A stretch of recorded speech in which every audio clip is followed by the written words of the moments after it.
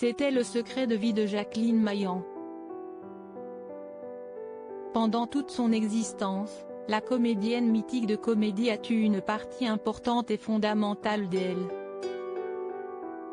L'actrice, décédée en 1992 des suites d'une hémorragie interne, a toujours pris grand soin de sauvegarder sa vie privée.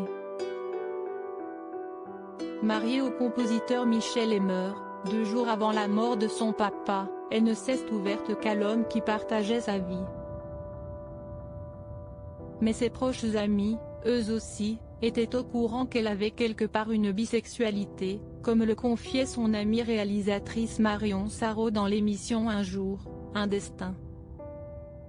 Et si Jacqueline Maillan n'a jamais voulu lever le voile sur son orientation sexuelle, si est-il à cause de l'époque dans laquelle elle vivait?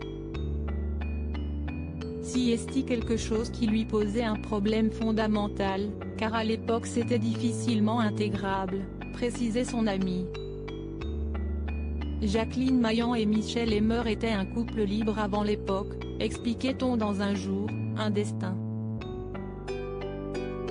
Le compositeur, décédé avant son épouse en 1984, n'a jamais trahi la confiance de la comédienne. Très inquiète que son secret né ne soit plus un, Jacqueline Maillan a parfois eu des réactions étonnantes. Notamment lors d'une interview réalisée par France Nespo. Interrogée sur l'année 1975, année internationale des femmes, celle que l'on surnommait la Louis de Funès en jupon s'était montrée spécialement agitée et gênée. Les femmes me font rire, avait-elle simplement lancé, en manipulant plusieurs objets et dans un rire nerveux.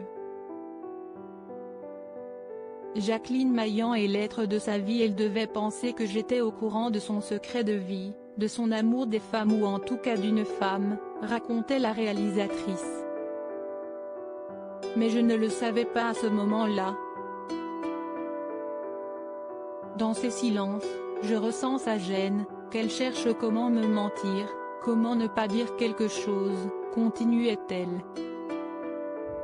Si est-il donc dans l'intimité que Jacqueline Maillan vivait cette double vie, connue de seul son mari. Ensemble, la comédienne et le compositeur ont vécu un mariage heureux. Elle le surnommait d'ailleurs l'être de sa vie. Les deux se sont rencontrés dans les années 1950, lorsque Jacqueline Maillan était une gloire du cabaret. Le compositeur d'Édith Piaf est tout de suite tombé amoureux d'elle et lui a rapidement demandé sa main. Ils ont tous deux emporté ce secret dans leur tombe.